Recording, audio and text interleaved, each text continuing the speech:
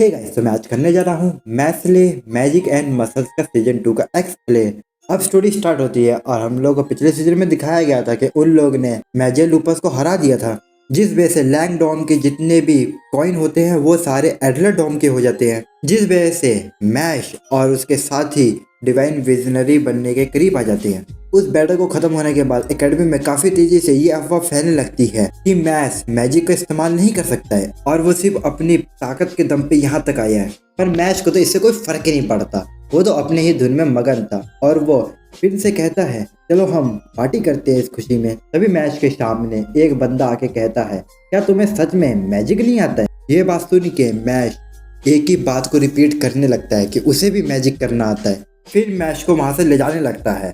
School के बाद ये लोग मैश के रूम में पार्टी कर रहे होते हैं और इस पार्टी में एबिल और एबिस भी आते हैं। एबिल अपने साथ ताश के पत्ते भी लाया था, लेकिन वो साफ कह देता है कि वो इन लोग से दोस्ती नहीं करना चाहता है, वो सिर्फ एबिस के ठीक होने की खुशी में आया है। एबिस सभी लोग को धमकाता है कि अगर उसके लॉर्ड एबिल को किसी ने हराया तो वो उसे छोड़ेगा नहीं। लेमन एबिस को शांत रहने के लिए बोलती है और उसको चाय के लिए पूछती है, लेकिन लेमन के सामने वो कुछ बोल ही नहीं पाता है। एबिल लेमन से कहता है कि एबिस को लड़कियों से बात करने का बिल्कुल भी एक्सपीरियंस नहीं है, वो तो लड़कियों को मादा कह के बुलाता है। इसके बाद सभी लोग खाना शुरू करते हैं और डॉट तो खा नहीं सकता है, तो उसका खाना लव खारी होती है। लेमन अपने हाथ से मैश को खिलाने की कोशिश करती है, लेकिन जो मैश होता है वो तो सख्त लौंडा है, वो उसके ऑफर को ठुकरा देता है। तभी लेमन के चमचे से क्रीम पफ नीचे गिरने वाला होता है और तभी मैथ्सले वैक्यूम क्लीनर की तरह अपनी सांस से उसको अपने मुंह में ले आता है और वो उसे खा लेता है। पार्टी काफी जोरों शोरों से चल रही थी और सिर्फ फिन को ही मैश की चिंता हो रही थी। पार्टी के बाद एबिस मैश को सावधान रहने के लिए बोलता है क्योंकि इनोसेंट जीरो की नजर उस पर पड़ गई है। वो लोग एकेडमी में हाई मैजिकल पावर वाले स्टूडेंट की तलाश में थे। एबिल ने उसकी मदद करी थी, जिसके बदले एबिल को काफी ज्यादा पावर मिली थी।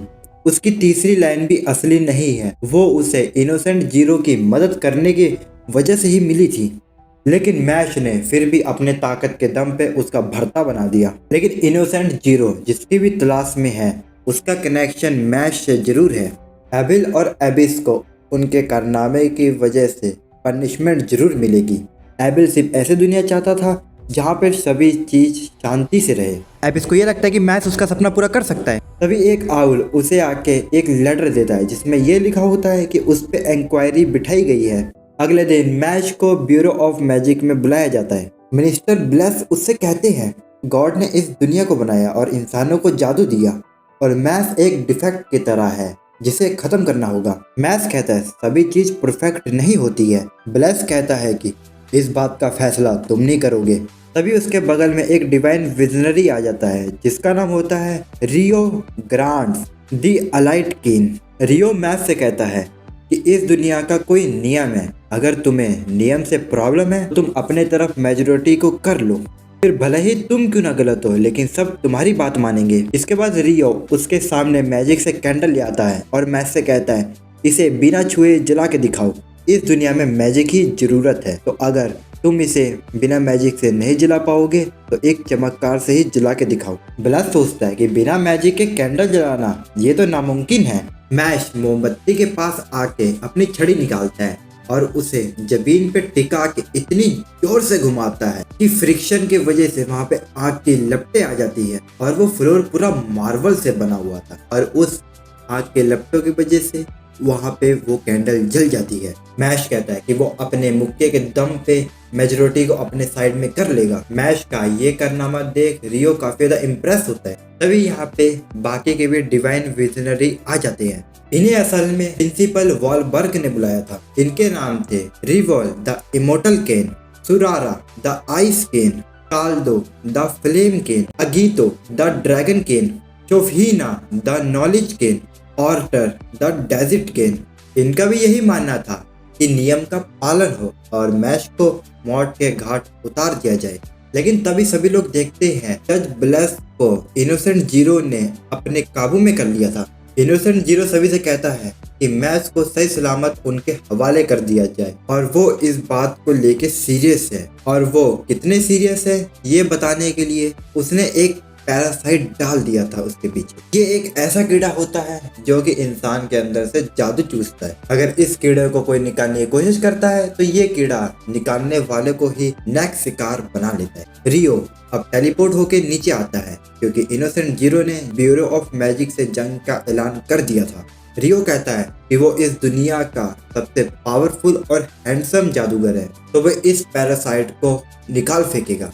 लेकिन मैश तो मैश है, वो अपने हाथों के दम से ही उसे बाहर खींच लेता है। फिर वो पैरासाइट मैश के अंदर घुस के उसे अपना होस्ट बनाने की कोशिश करता है, लेकिन मैश अपने मुंह में ही उसे बलून वाला डॉग बना के थूक देता है। ये देख नरफिन नाम का लड़का हक्का बक्का रह जाता है। मैश ब्लेस को सीढ़ियों में बिठा देता है और उसके सामने हाथ जोड़ लेता है। उसे ये लग रहा था कि ब्लेस मर गया है। मैश कहता है कि उसने पैरासाइट को बाहर निकाला और जज की जान भी बचाई। केस यहीं पे खत्म होता है। इतना कहकर वो यहाँ से जाने लगता है, लेकिन ऑर्डर कहता है फिर भी मैश को मौत की सजा दी जाएगी। मैश उसे बार बार मना कर रहा था कि वो नहीं जाएगा और अपने पैर जमीन में गाड़ लेता है। अब ऑर्डर मैश के पीछे आ जाता है और सैंड से एक नुकीला वेपन बना के मैश के मुंह की तरफ भेज देता है। लेकिन रियो उसे रोकते हुए कहता है कि मेरी बात अभी तक खत्म नहीं हुई है। इनमें बहस चली रही थी तभी यहाँ पे एक बड़ी सी स्वॉर्ड आके गिरती है, जिसे देख के मैश पहचान गया था क्योंकि ये स्वॉर्ड राइन की थी जो कि हेडमास्टर वॉलबर्ग के साथ यहाँ पे आ गया था। और इसी के साथ हो जाता है ये वाला एपिसोड खत्म। और अगर आपको ये वीडियो पसंद आई हो तो लाइक सब्सक्राइब जरूर कर देना और इसका नेक्स्ट एपिसोड जल्दी आने वाला है, तो सब्सक्राइब याद से कर दो यारो। तो मिलते हैं किसी और वीडियो में, तब तक के लिए सायोनारा और